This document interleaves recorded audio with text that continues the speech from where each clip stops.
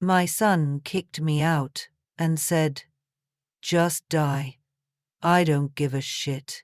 After I paid off his debt. So I took back every cent with interest. He said I was ungrateful. The bank said otherwise. Mom, please help me. If you don't help me, I swear I'll die. I'm glad to have you here. Follow my story until the end and comment the city you're watching from so I can see how far my story has reached, and subscribe for more beautiful stories. That was how it began. My phone ringing at 12:08 a.m., pulling me from a shallow sleep into a storm I never saw coming. My son's voice on the other end of the line wasn't the voice of the grown man he had become. It was the voice of a frightened child. Trembling, gasping, drenched in panic. "Mom, please," he cried. "If you don't help me, I'll lose everything. I'm in deep. I made a mistake." "Slow down," I said, swinging my legs over the bed and switching on the lamp. "What's going on?" "It's the crypto stuff, Mom. I lost more than I should have. The whole market tanked, and now I owe people real money, not just investments. I took a loan against the house. Second mortgage. We're in default. If I can't pay by next week, they're going to repossess the house. Samantha doesn't even know the full amount. If she finds out, she might leave. I swear to God I'm ruined." I sat in silence, my heart beating louder than his voice. This was my only child, my son, the boy I once carried for 9 months, the baby I rocked through the night with nothing but a broken fan and prayer. And now he was falling fast. "How much?" I asked, my voice flat with fear. 80,000. He whispered it like it was a confession, not a number. $80,000. I exhaled slowly and looked around my small bedroom in Texas. The chipped dresser, the framed photo of his graduation, the crocheted blanket I had made to fill empty evenings. My entire world could barely fit into a space worth half that. I didn't say anything else. He kept talking, fast and broken, about the creditors, the legal letters, the fear in his chest every time the doorbell rang. "Mum, I know I messed up, but please, you're the only person I can ask. You're all I have." The call ended with a promise to talk in the morning. I didn't sleep. I sat at the kitchen table with my old coffee mug and the debt I didn't create but now carried on my shoulders. By dawn, I had made my decision. I drove to the bank with trembling hands and a purse full of old paperwork. I sat down with the loan officer and told her I needed to access every dollar I had. My house, my pension, my savings. I needed it liquid, and I needed it now. The woman blinked. "May I ask why?" "My son," I said simply. "He's in trouble." She hesitated. "You understand this puts you at significant risk, your retirement, your home?" "I understand," I said. "He's my son." It took 2 weeks to finalize. In those 2 weeks I sold my house to a private buyer, moved into a rental apartment near the church, and pulled every cent I had from savings and my modest retirement fund. When I had the cashier's check in my hand, I stared at it like it was both a noose and a lifeline. $80,000. 0 cents. 0 cents. I called my son and told him to meet me at the bank.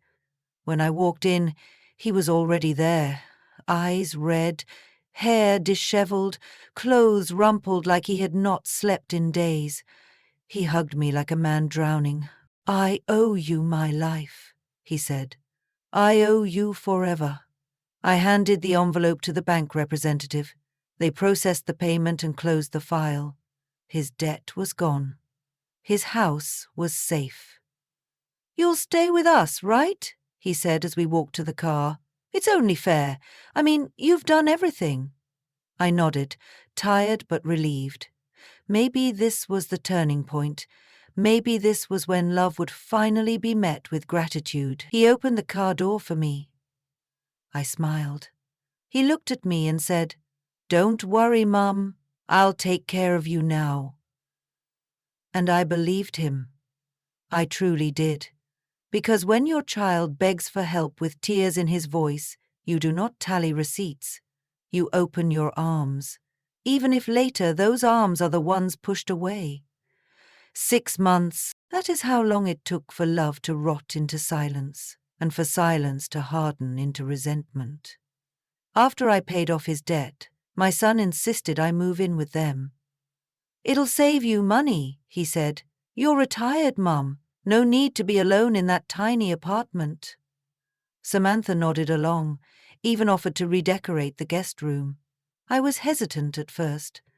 I valued my independence, my slow mornings, my porch garden, my space, but a part of me believed this was his way of showing gratitude, that maybe, finally, I would see the man I had raised become the son I had waited for. The first month was pleasant enough. I baked bread on Sundays, picked up the grandkids from school, helped with laundry when Samantha had meetings. My son kissed me on the cheek before heading to work, and the kids loved having me around. But by the 3rd month, the smiles faded. Samantha began sighing louder whenever I entered a room. The grandkids were told not to bother Grandma when she's tired. My son stayed later at work, and when he did come home, he barely spoke to me. It started with small things. My tea kettle disappeared from the kitchen. My soap in the bathroom was replaced with hers. One evening I overheard Samantha on the phone. "It's like living with a shadow. She's just always there." I said nothing. I always said nothing. Until that one night at dinner. It was lasagna. I remember it because I made it from scratch. His favorite. The one I used to make every birthday from when he was 8 to 21. I served it warm, the way he liked, and we sat down together. Samantha picked at her plate. The children were quiet. My son stared at his phone. Then, without even looking at me, Samantha said, "This house feels a little cramped lately. Maybe it's time we talk about some long-term arrangements. If Mum could find another place, even temporarily, I think it would really help everyone breathe a little." I froze. The words weren't shouted, they weren't cruel in tone, but they hit like a slap with a velvet glove. My fork paused mid-air. My son said nothing. Mid-air. My son said nothing. I looked at him. My boy, my only child, and waited. Just one word, one shake of the head, one simple, "That's not fair." But he said nothing. He just kept scrolling. I swallowed hard, set down my fork and gave a little smile. "Well," I said, "I suppose I can look into options." Nobody answered. Samantha smiled, satisfied. "No." The kids kept eating. I slept light that night. And the next, I started packing some things quietly, just in case. A week later, I returned home from the grocery store to find the front door locked. My key no longer worked. At first I thought it was a mistake. I rang the bell, knocked, waited, then texted my son, "Hey, the lock's changed. Can someone let me in?" No response. I called, voicemail. Finally, I sat on the porch until I heard the car pull up. He got out, looked surprised to see me. "Mum," he said, "what are you doing here?" "I live here," I said. Or I thought I did. He didn't meet my eyes. Samantha stepped out behind him, crossed her arms. "We had to change the locks," she said. "It was a safety thing. The kids—" I cut her off. "You didn't even tell me." My son stepped between us. "Look," he said, "I think it's better this way. You need your own space. It's not working. We're all stressed. You being here, it's too much." I blinked, stunned.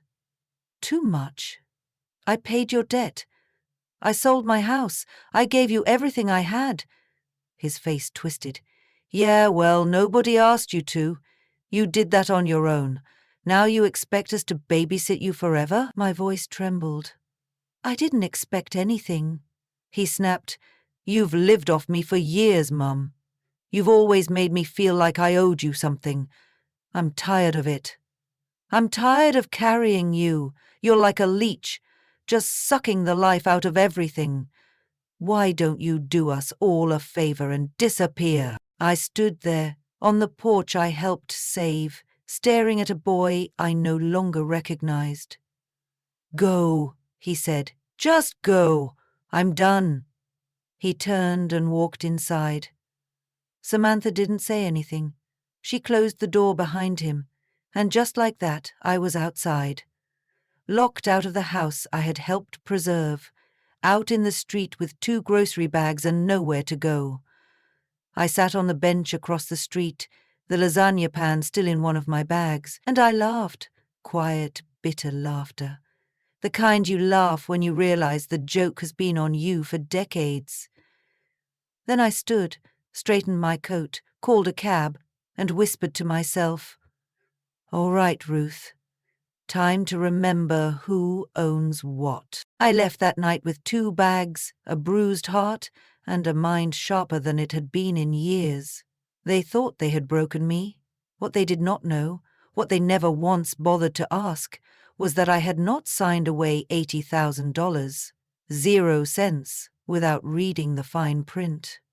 I took a cab to a small, quiet street near the old church I used to attend. There was a narrow building there, a retired priest's house, turned into modest rental units, 1 bedroom, no view, but clean and cheap. The landlord, a kind widow named Aileen, took one look at me and said, "You've been through something, haven't you?" I nodded. That was all we ever spoke of it. I unpacked slowly over the next few days, folded my clothes into drawers that did not belong to me, arranged old pictures on a windowsill that faced a brick wall. Each night, I made myself tea and stared at the ceiling, not crying, not bitter, just remembering. No one called. Not my son, not Samantha, not even the grandchildren. For the first time since I was a girl, I felt truly alone. But I was not helpless. That's where they were wrong. Before I had paid that debt, I had insisted on one thing. One small, forgotten request at the bank that no one questioned, because they were too desperate to read the documents. I was not just a silent co-signer. I was the principal on the loan. It had been my money, my name, and my signature. I had asked the loan officer, quietly but firmly, to put me as the official borrower and to list the property, my son's home, as collateral. It was a subtle move, tucked into legal language and paper that no one at that table really looked at. Not my son, not his wife. They thought I was just handing over cash. They had no idea. They were putting their house in my hands. I pulled out the folder from my suitcase one evening, sat on the floor with a cup of lukewarm tea, and spread out the documents like old. There it was, borrower, Ruth M. Talbot, secured property, 1159 Wisteria Lane lien holder, First Texas Savings. Their home, my name. Not a cruel smile, not a vindictive one, just steady. They wanted me gone. They wanted me erased. But the funny thing about paper is that it remembers what people forget. I whispered aloud to the silence. They want me dead. Fine. Let them see what a ghost can do. That night, I slept soundly for the first time in months, because I knew something they did not. I was not just the woman they pushed out the door. I was the owner of the rope they were dangling from. And the knots were beginning to slip. 1 year passed, quietly, deliberately. I spent my days volunteering at the church food pantry and taking long walks through the neighborhood. People there knew me simply as Miss Ruth, the older lady with calm eyes and steady hands. No one knew I used to own a house. No one knew what had been taken from me, or what I had taken back. Silently, with a signature. Then one crisp morning in late October, Eileen knocked on my door, holding the community newspaper. "Isn't this your son?" she asked, pointing at a small photo in the corner. It was. There he was, standing next to Samantha in front of what looked like a commercial lot, smiling wide for the camera. The headline read, "Local couple launches dream cafe in downtown strip." I stared at it for a long time, read the text twice. They had listed their home, sold it, or tried to fund a business.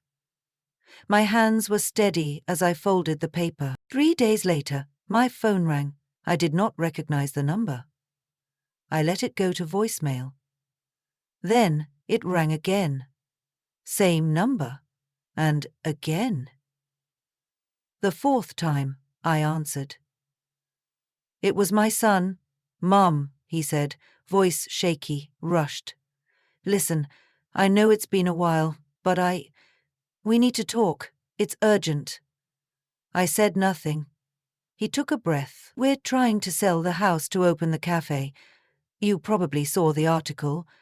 But the bank's saying we can't finalize anything without your signature. They said you're the primary on the loan, that your name's on the secured deed." He continued, faster now. "We didn't realize. We thought once it was paid. Anyway, it's just a technical thing, just paperwork. If you could come in and sign—" I cut him off. "Why would you need me for anything?" I asked. He hesitated. "Because the bank says we can't move forward without you." "No," I said. "I mean, why would you need me? I thought I was a leech, a burden, someone who should just die." Silence. "Mum," he finally whispered. "I was angry. I didn't mean it." "Oh, but you did," I said gently. "You meant every word. Words don't fall out by accident, son. They come from somewhere." He was crying now. I could hear it, the soft, strangled kind of weeping that comes when someone realizes they have no cards left. "I'm sorry," he said. "Please. I was wrong. I was so wrong." I let the silence hang between us. Then I asked, soft as rain, "What was that?" "Say it again." "I'm sorry." "No," I said, "not that part." He sniffed. "Please, Mom, just help us." I leaned back in my chair, looking out the window at the maple tree that had begun to turn gold. "Say it," I whispered. A pause. Then, in the faintest voice, he said, "I owe you. I owe you everything." I smiled. "Now that," I said, "I can finally hear." They showed up on a Tuesday afternoon. No call, no warning, just a soft knock at the door and 2 shadows through the frosted glass. I opened it slowly. Samantha stood there, mascara smudged, lips trembling. My son stood behind her, hands jammed deep into his pockets, his eyes fixed on the floor like a guilty schoolboy. "Hi, Miss Ruth," Samantha whispered. She had never called me that before, not once. "Come in," I said. They entered the modest little unit, awkward and unsure, standing in the doorway like children waiting to be called in. Samantha's eyes were swollen. She had been crying, or trying not to. My son stood behind her, not touching her, not touching me, his hands shoved deep into his coat pockets, like they were hiding everything he did not know how to say. I had set out 2 cups of tea, not because I expected them. I had not heard a word in 14 months, but because some part of me, the part that still dreamed against my better judgment, had known this moment would come. They did not touch the tea. They sat across from me at the small kitchen table, knees knocking against the wood, silence stretching between us like a third guest. The walls around us were thin. The apartment was nothing more than a borrowed box of space. One bedroom, a squeaky ceiling fan, and the faint smell of old lemons. But it was mine. Every square inch of it was paid for with truth, and they could feel that. Samantha began crying almost immediately. "We messed up," she said. Her voice was high, brittle, as if speaking honestly still scraped her throat. "We didn't mean to hurt you.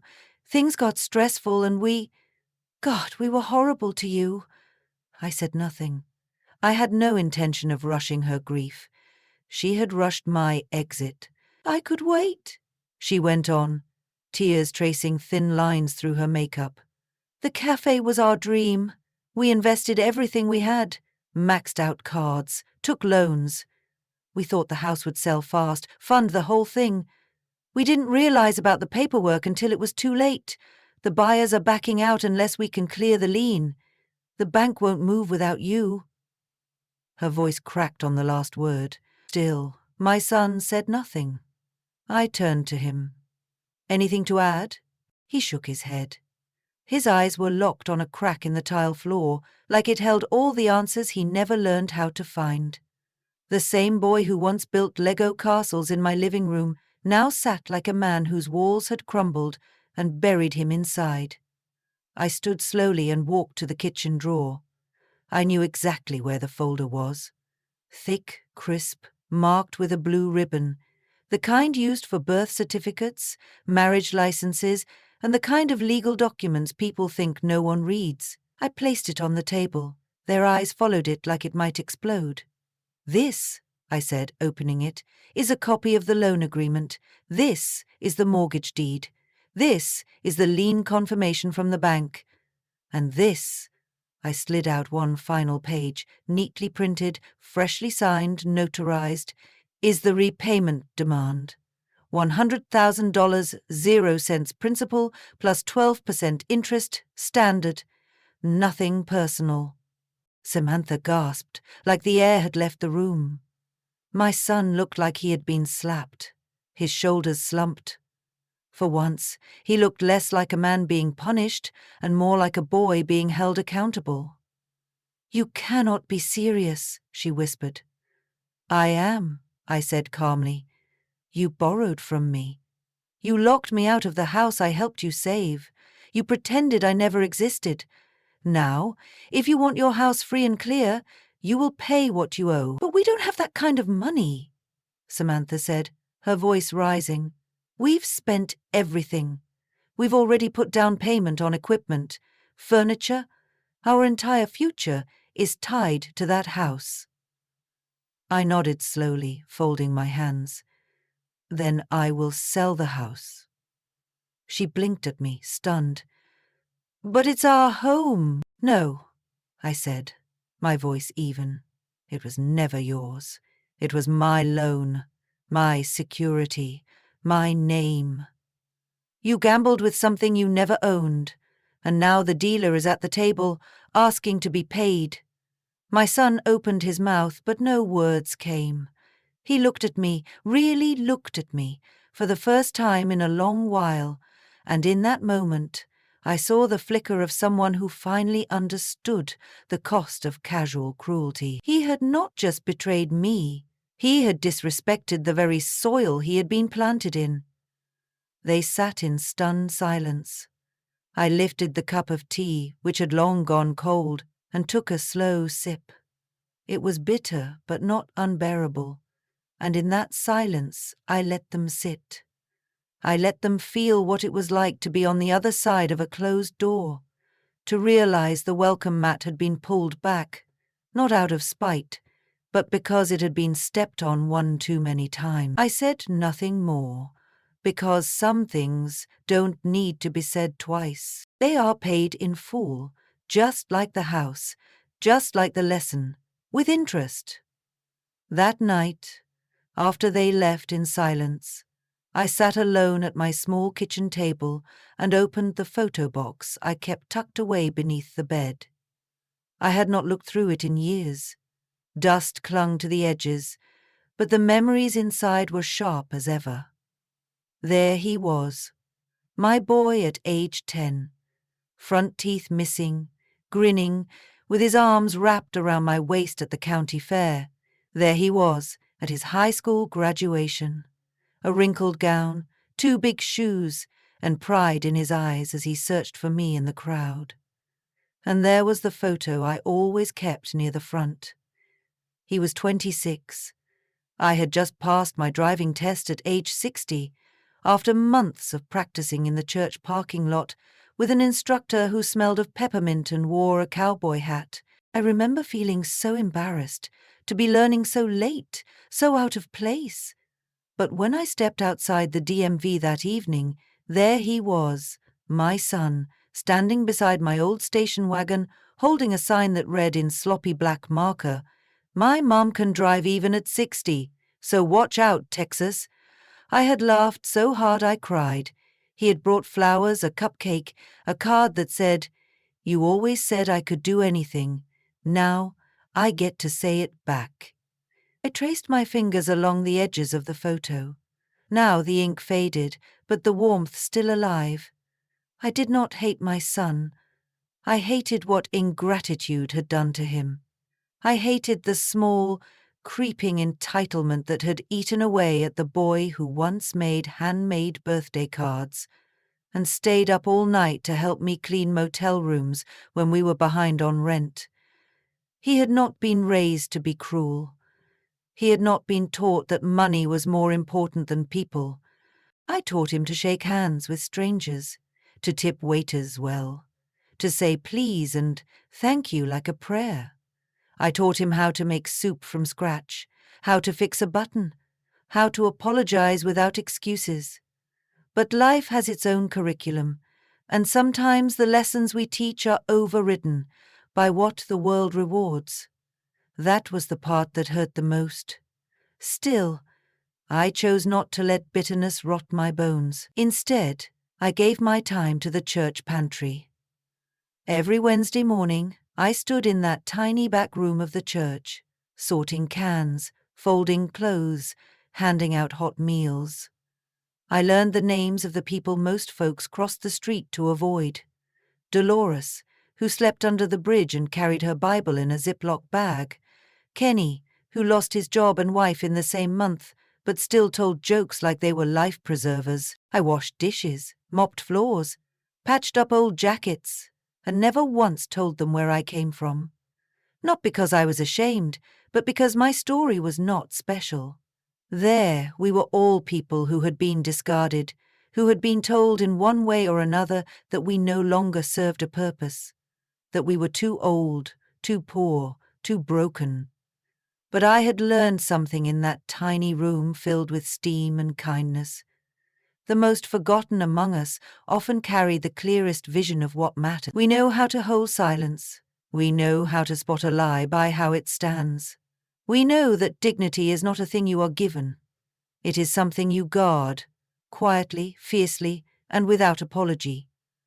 I folded the photos back into their box and placed them beneath the bed again. And I whispered to the night, "You were a good boy once.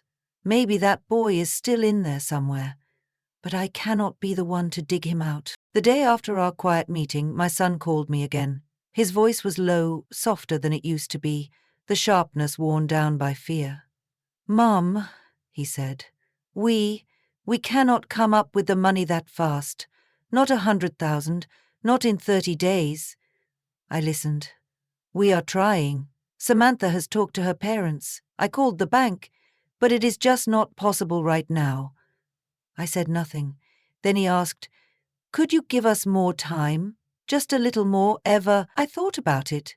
Thought about the cold night on the porch, the slammed door, the words he had shouted like stones. But I did not want revenge. I only wanted to teach him the price of what he had said. "I will give you 30 days, I said, "not a minute more." He thanked me again and again, but I heard no joy in his voice, only delay, only dread. 30 days came and went, no payment arrived, no miracle surfaced. So I did what any lender would do.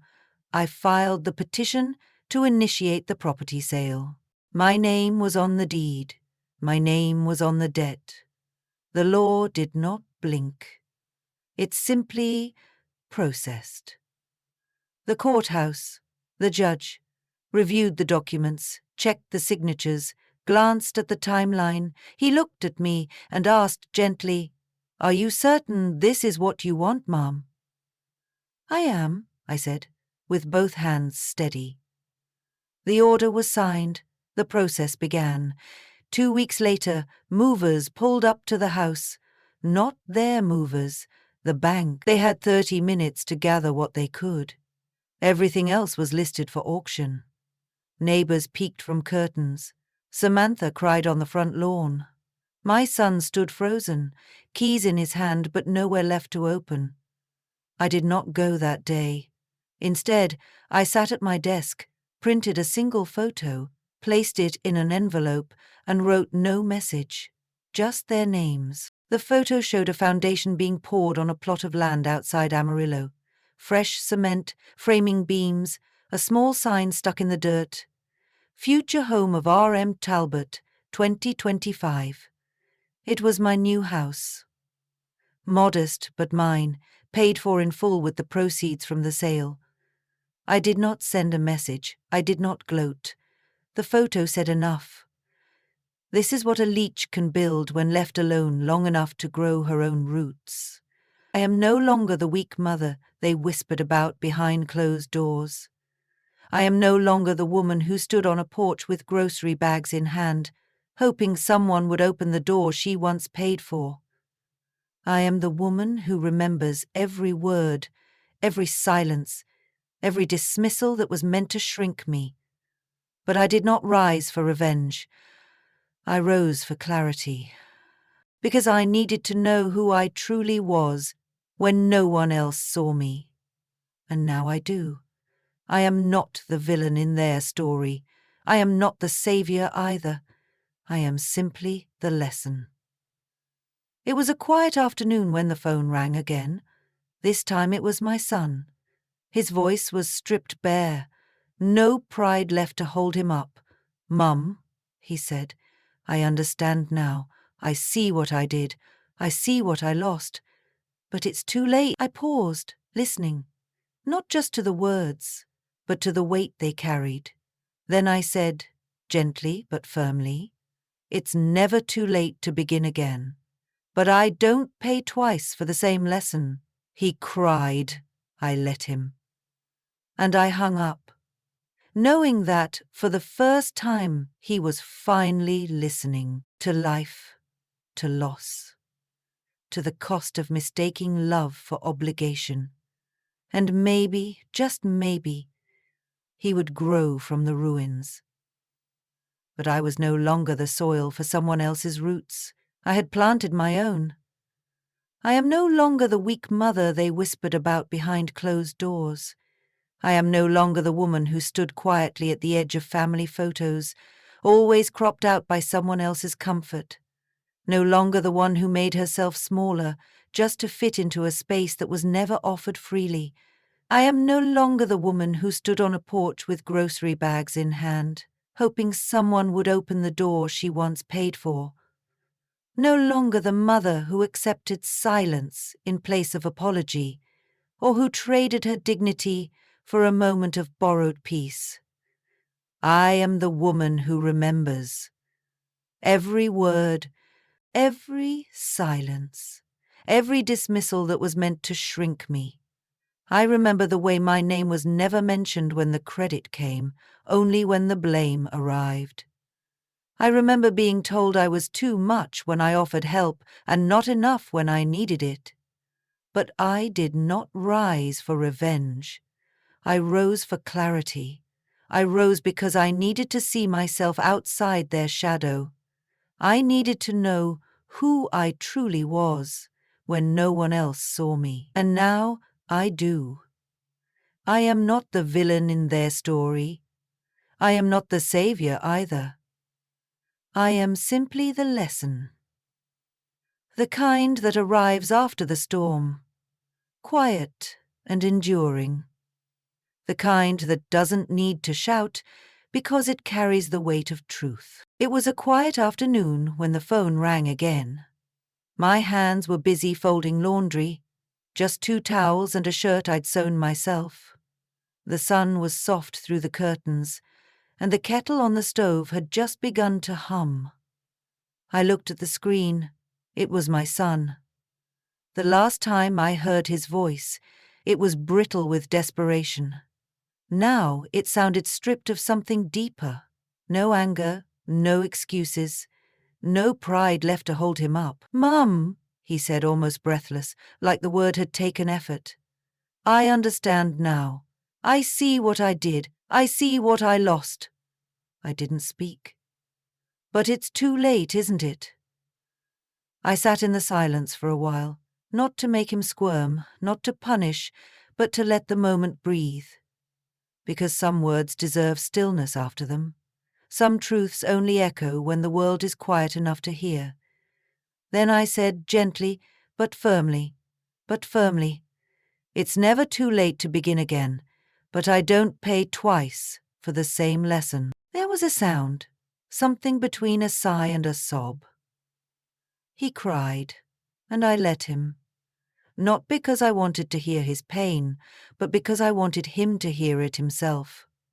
To sit in it, to feel what I had felt when the front door locked behind me and no one came out. I began to love mornings again, the way the sunlight filtered through the blinds, the smell of clean sheets, the sound of birds I had never noticed when I was busy surviving. I made soup from scratch again, just for myself. I found a small second-hand piano and played the old hymns until my fingers ached and my heart unclenched. I started writing letters to people I hadn't spoken to in years, not to reopen old wounds, but to close them softly.